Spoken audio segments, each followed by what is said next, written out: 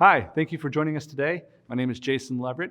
I am the program coordinator for the communication program here at Boyce College. So thankful you could join us, and we're just going to give you a sneak peek at some of the things we'll talk about in our program, specifically related to strategic communication. There's one concept that every strategic communication specialist needs to know, and that is how to go about organizing, planning, and executing a campaign of some sort.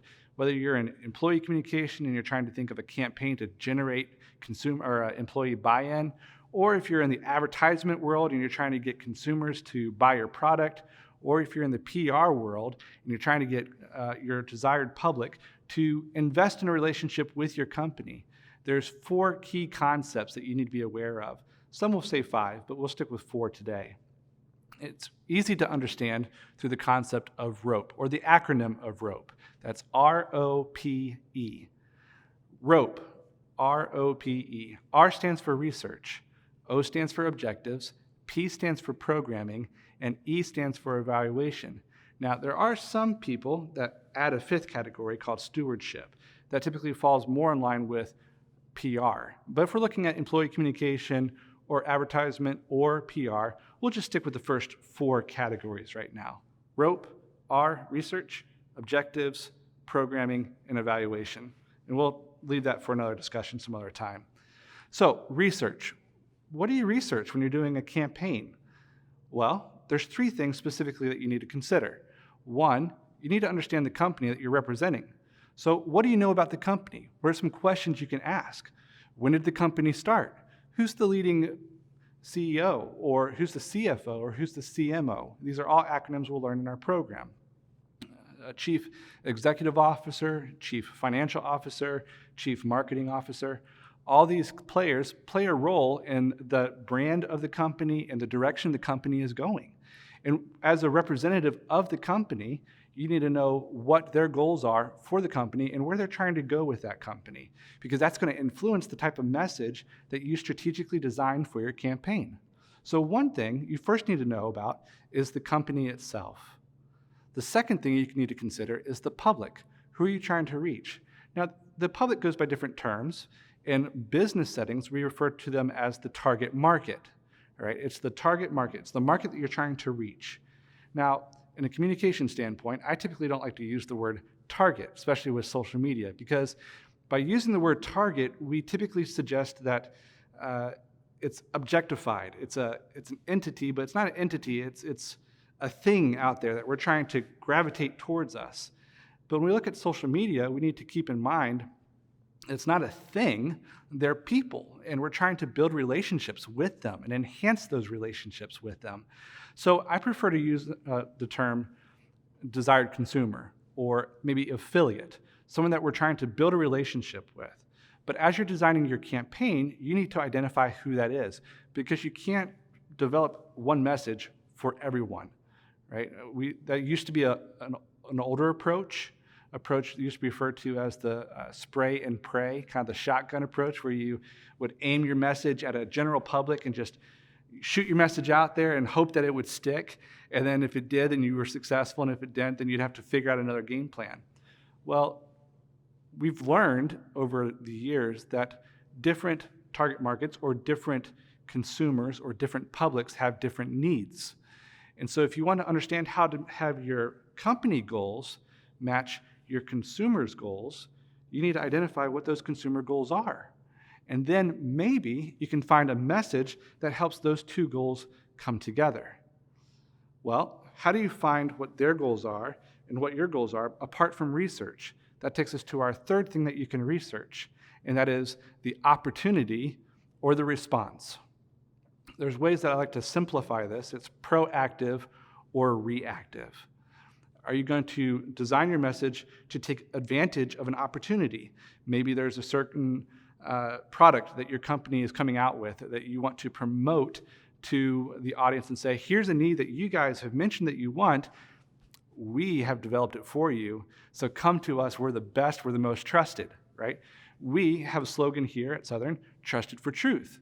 We endorse that. We encourage people to come to our campus and to learn what we're teaching them based on Scripture. We believe it's true, we stand by it, and we encourage people to trust it. We have a feeling that there are people out there that want to have an education based on these foundations. And so for their need, we are providing a service for them. So there's research, right? You can research the company, you can research the audience, you can research the opportunity. And in PR, sometimes you have to research the response. If there is a problem or a situation that emerges that you weren't really aware of, you were prepared because you've done your research ahead of time of things that could happen, but you have to develop a campaign possibly to respond to maybe a crisis that is happening. Depending on when you're watching this, there's all kinds of conversations for companies that are going through different things right now. It could be financial, it could be an illness of someone that's important within the company and they have to step down. Whatever the situation might be, there are responses that you could have, and you can design a whole campaign to reassure your consumers that everything is okay. So research, it takes a lot of time. Notice I haven't mentioned anything about creativity yet, right? And as creatives, we want to jump to the creative aspect of the campaign.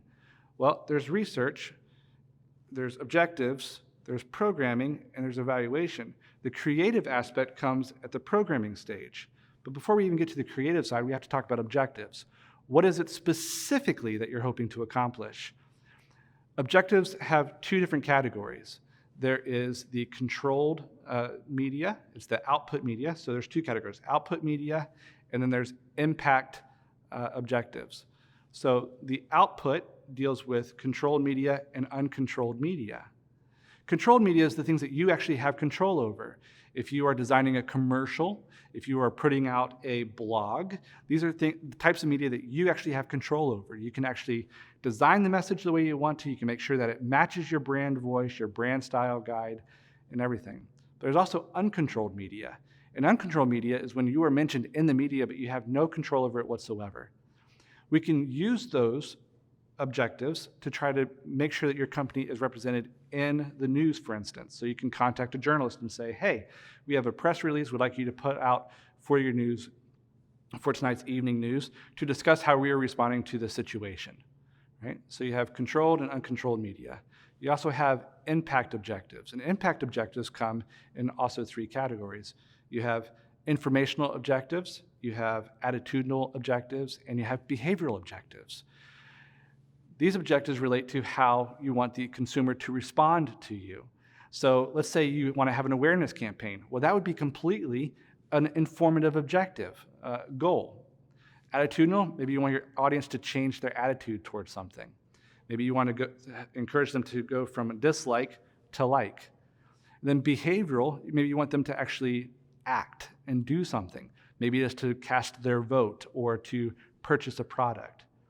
Now, I've used a lot of your time, and I just want to highlight one little thing. There is a difference between goals and objectives. So far, I've presented objectives kind of in the goal picture. It's the bigger picture. Objectives, however, have three key components that are very important, no matter if you're using output objectives or impact objectives. Objectives have to have infinitives. In other words, it has to have some kind of action taking place. And then you also have to have a measurement. How do we know that we've achieved our objective? And then also, last but not least, is a timestamp. When are we going to actually evaluate and measure this objective? So infinitive, measurement, and timestamp. Mind you, we haven't even gotten to creativity yet. We've looked at research and objectives. I would love to dive into programming with you and also evaluation, where we look at themes. How do we design a theme? How do we organize our message? What are keywords we should pay attention to? But we simply don't have enough time. However, if you come to campus, we'd have plenty more time to talk about it and help equip you to enter the professional world or the ministry world, wherever you feel the Lord is calling you. Thank you for joining us, and we look forward to seeing you sometime soon.